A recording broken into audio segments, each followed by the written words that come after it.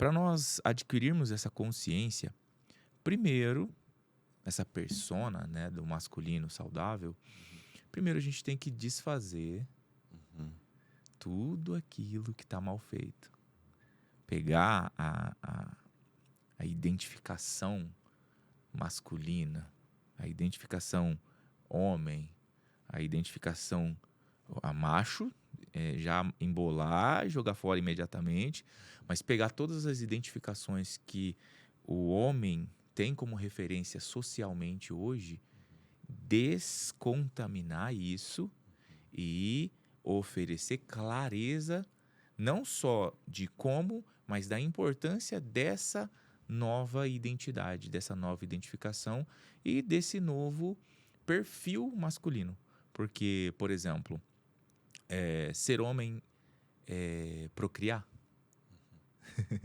Ser homem é pagar as contas? Ontem eu peguei um Uber, cara, com uma moça. Ela fazia Uber já há algum tempo e ela era formada, tinha 2 formações e ela estava fazendo Uber. E ela me contando, nós tivemos um tempinho para conversar, eu vou sintetizar a nossa conversa. E ela estava me contando que ela ainda não conseguiu engajar na profissão, que ela é formada, porque demanda um certo tempo entre ela criar a fidelização, criar um fundamento para ela se lançar no mercado como uma profissional que ela precisa se lançar para ganhar mais dinheiro do que ela está ganhando no Uber. Então ela está estagnada. E aí ela falou, e o pior de tudo é que eu tenho um filho. O meu filho, ele exige algumas demandas especiais, nas quais, infelizmente, eu preciso arcar, porque o meu marido, meu ex-marido, ele paga R$ 400 de pensão. Então, vamos lá. Primeira coisa, o que não é ser homem. Anota aí. Pagar pensão de 400 pila. Só de leite para uma criança de 1 ano e 4 meses é R$ 600 por mês.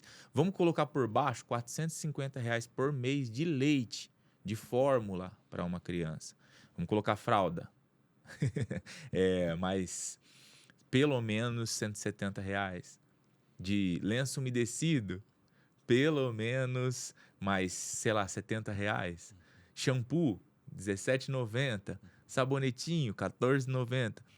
A ideia é o quê? Os seus R$ 400 não tá sustentando teu filho e tua filha.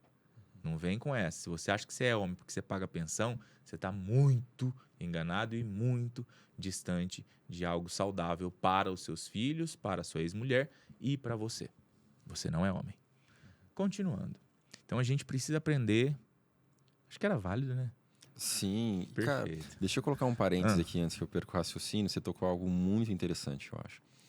Existem alguns termos que a gente utiliza hoje, inclusive dentro da própria psicologia, por profissionais e de certa forma, socialmente, esses termos a gente está empapuçado deles. Como, por exemplo, você usou a palavra, a gente tem que aprender a descontaminar o que tem sido feito. Até hoje, como chegamos até aqui. Um termo que eu tenho pegado um asco disso é o termo de desconstruir. Porque dá a impressão que você... Peraí, deixa eu não fazer cara, porque senão eu vou ser cancelado no primeiro episódio. Dá a impressão que você tem... Tudo que você construiu até hoje, nada é válido. O que é uma inverdade. Então, existem coisas riquíssimas que você construiu nesse processo da sua vida, na sua vivência, que só você construiu, na verdade. É apenas a sua vida, é somente a sua vida. Você construiu, muito provavelmente, com muito esforço, muito sacrifício. E aí nós usamos termos clichês, piegas, como desconstruir, ressignificar, sei lá o que. Cara, muita coisa que você construiu, ela é boa. Sim. E o nosso objetivo aqui não é tacar pedra, não é chicotear. O nosso objetivo é tentar trazer a clareza, trazer à luz algumas ideias que a gente vê na prática, no cotidiano do nosso trabalho. O que acontece? Esse termo, desconstruir, ele é muito perigoso. Porque a impressão que dá é que ele anula toda uma história construída. E muita coisa dessa história é muito boa. Então, quando você usa o termo descontaminar, Eu uso muito em outros trabalhos o termo de limpar as lentes dos nossos olhos, limpar a sujeira. O que acontece? Você está usando um termo, peraí, tem coisa boa aqui, mas vamos limpar? Vamos tratar isso? Vamos Sim. mudar o que tem que ser mudado? E o que não tem? O que não tem a gente curte. O que não tem a gente aproveita. Perfeito. Então, assim, o que tem que ser tratado? Aquilo que tem que tratar. Mas quando eu uso termos como desconstrução, a impressão que dá é que eu destruo um prédio e nada do que foi construído ali valeu. E na existência humana, na nossa vivência, isso é uma falácia gigantesca, porque nós vivemos, experienciamos e tiramos da nossa vida até aqui muitas coisas boas.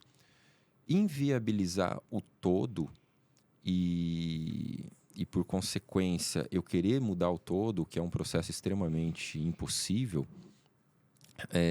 me coloca frente a situações que vão gerar mais sofrimento.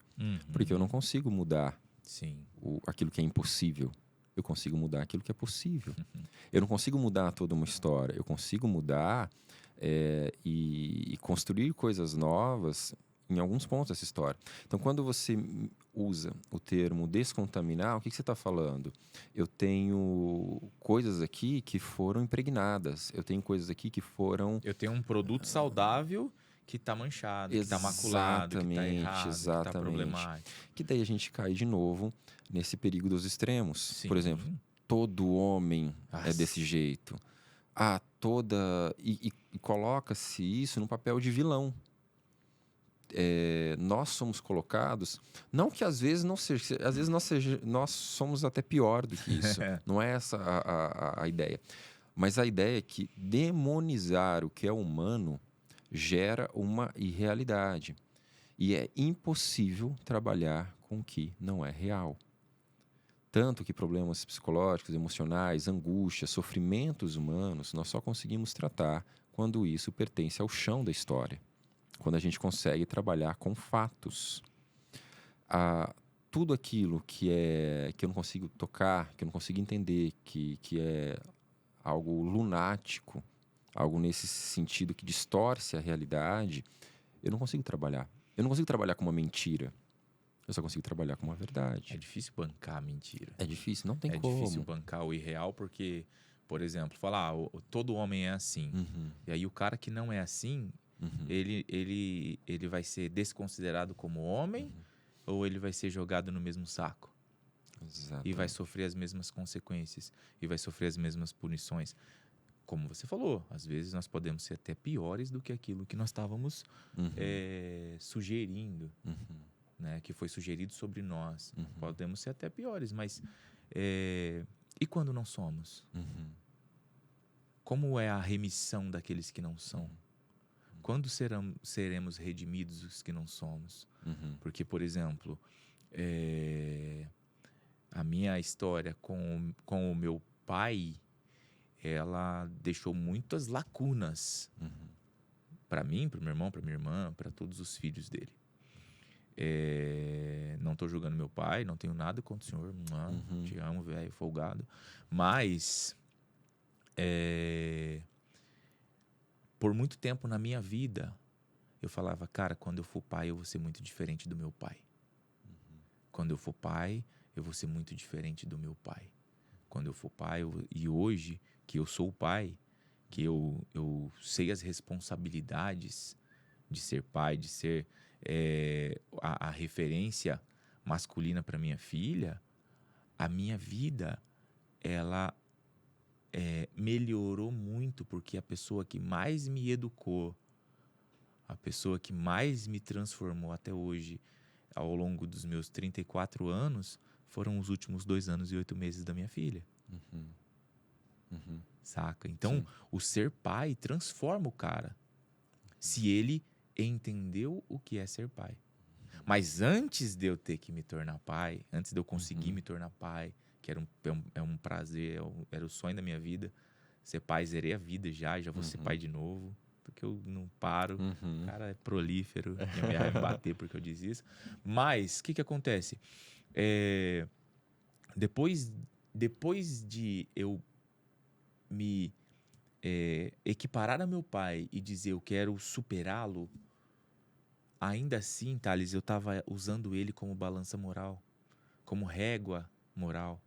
Eu estava usando a referência péssima de pai que meu pai teve ao longo da nossa história para mensurar como eu seria pai. Aí, aos meus 24 anos, algumas coisas aconteceram. Com 26, eu comecei a entender. Com 28, fui para terapia e aprendi demais sobre isso. E entendi que o pai que eu sou, o pai que eu deveria ser em 2018, o pai que eu deveria ser, não poderia ter nada a ver com o pai que o meu pai foi. Então, indiretamente e consequentemente, eu estava usando o meu pai como uma régua moral, uma balança moral, para determinar qual tipo de pai eu seria. E isso já estava fadada ao fracasso. Essa empreitada já estava fadada ao fracasso, mano. Não é porque o meu pai é um fracassado, é porque o que eu vi na minha relação com o meu pai não era maneiro. Então eu não queria reproduzir.